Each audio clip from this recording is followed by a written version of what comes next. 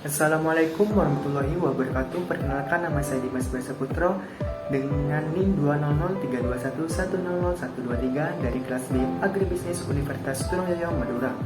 Kali ini saya akan membahas tentang permasalahan dan juga kebijakan pemerintah terhadap komoditas pertanian yang ada di Indonesia, guna untuk memenuhi nilai ujian tengah semester mata kuliah agribisnis pangan dan non-pangan. Saya akan mengambil 3 komoditas pertanian, yaitu komoditas jagung, komoditas ikan laut, dan juga komoditas padi.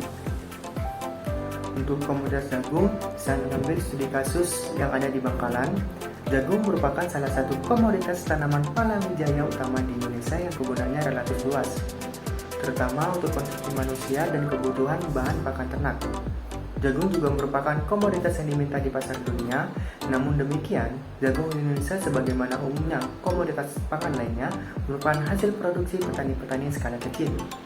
Secara historis, perkembangan produksi jagung di Indonesia cenderung mengalami peningkatan rata-rata sekitar 5,2% per tahun pada 10 tahun terakhir ini. Hal ini berbanding lurus dengan peningkatan produktivitas rata-rata sekitar 4,30% per tahun. Untuk permasalahan-permasalahan yang ada di Kabupaten Bangkalan, khususnya di Kecamatan Soca, yaitu belum optimalnya produksi jagung dan belum ada penerapan peningkatan produksi jagung yang ramah lingkungan. Selain itu, permasalahannya yaitu ada penanganan jagung pasca panen belum maksimal, upaya pengembangan teknologi tepat guna penanganan pasca panen jagung. Untuk kebijakannya sendiri, masyarakat kelompok tani Kecamatan Soca diberi pengetahuan dan keterampilan untuk dapat menangani pasca panen jagung, mulai dari perotok jagung, pemipil jagung, dan penepung jagung dengan menggunakan alat hasil inovasi atau hasil riset berupa alat perontok, pemipil, dan juga penepung jagung. Dan juga dengan melakukan pelatihan, mengajarkan dan mempraktikkan alat perontok jagung juga sekalian diserah terimakan kepada kelompok tani.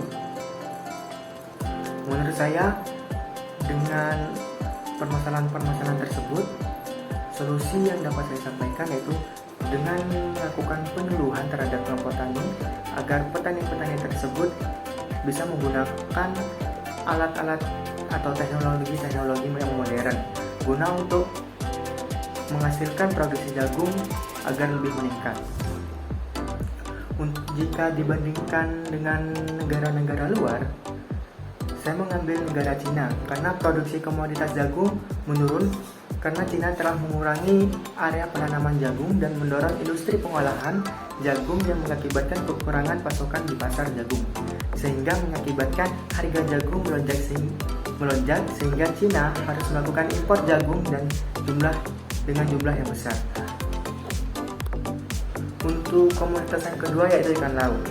Industri perikanan Indonesia peluangnya bagus sekali dari segi sumber industri perikanan tangkap maupun industri perikanan lainnya. Sumber daya perikanan merupakan salah satu peluang yang dijadikan aset negara Indonesia, harus dibina dan dikembangkan dengan benar.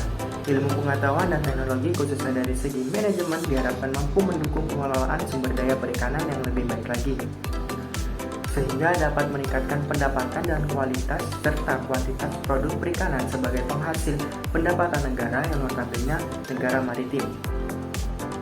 Dan untuk permasalahannya, saya mengambil di Kabupaten Gunung Kidul. Permasalahannya adalah kegiatan ekonomi hanya berpusat di Kecamatan Wonosari sebagai ibu kota kabupaten. Kegiatan ekonomi kecamatan bagian selatan dan utara masih belum berkembang karena minimnya pusat pertumbuhan dan kondisi geografis menjadi hambatan pengembangan di bagian utara dan juga selatan. Untuk kebijakan pemerintah daerah dan juga pemerintah pusat telah membangun beberapa tempat pelelangan ikan di bagian selatan Gunung Kidul. Hal tersebut bertujuan untuk memfasilitasi kegiatan nelayan dan memaksimalkan produk perikanan laut.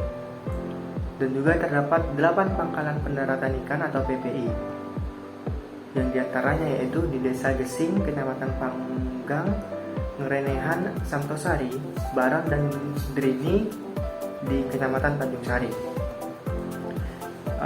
Jika dibandingkan dengan negara luar yaitu Thailand, Indonesia masih berpotensi sebagai negara pengekspor ikan laut, akan tetapi Indonesia masih jauh tertinggal pasar dibandingkan dengan Thailand. Hal ini karena pembangunan infrastruktur perikanan di level hulu dan pengelolaan di level hilir di negara Thailand sudah terbilang harmonis. Selain itu, teknologi yang digunakan di sini lebih maju. Oleh karena itu, Thailand menjadi salah satu negara pengekspor komoditas ikan tertinggi di Asia nomor 4. Dan untuk komoditas yang ketiga yaitu padi. Tanaman pangan yang banyak diusahakan oleh rumah tangga petani adalah padi sebagai penghasil beras. Di Indonesia, beras merupakan bahan makanan pokok dan merupakan sumber kalori bagi sebagian besar penduduk dan mempengaruhi konsumsi lainnya. Padi atau beras menjadi komoditas bahan makanan utama masyarakat Indonesia yang tingkat konsumsinya mencapai 132,98 kg per kapita per tahun. Sehingga produksi padi menjadi prioritas utama untuk mengatasi kekurangan suplai. Untuk permasalahan komoditas padi yang ada di Indonesia yaitu minimnya fasilitas irigasi, tingginya biaya input produksi padi yang diproduksikan harga pupuk dan bibit padi. Dan yang ketiga yaitu rendahnya tingkat produktivitas padi dan minimnya akses pasar.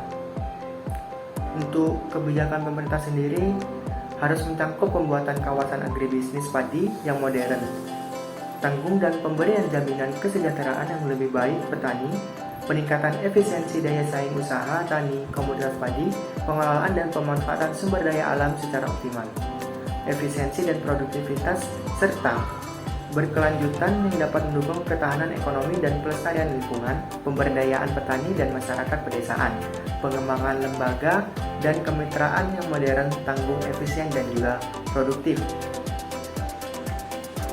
Dan untuk dibandingkan permasalahannya dengan negara lain, saya mengambil di negara Pakistan karena di Pakistan penerapan teknologinya adalah paling rendah. Ada beberapa hal yang menyebabkan masih rendahnya produktivitas usaha tani padi di Pakistan dibandingkan dengan negara-negara Asia lainnya. Yang pertama itu ketersediaan benih berkualitas sangat terbatas sehingga banyak petani yang menggunakan benih padi kurang bagus. Yang kedua, ketersediaan unsur hara lahan sekalipun pada lahan sawah irigasi rendah dan di sisi lain tidak diimbangi dengan penggunaan input produksi terutama pupuk secara intensif atau sesuai kebutuhan tanaman padi, dan belum berkembangnya infrastruktur irigasi sehingga sering terjadi kelangkaan air. Mungkin cukup sekian yang dapat saya sampaikan tentang komoditas, tentang permasalahan dan juga kebijakan terhadap komoditas jagung, ikan laut, dan juga padi yang ada di Indonesia. Lebih kurangnya saya mohon maaf. Wassalamualaikum warahmatullahi wabarakatuh.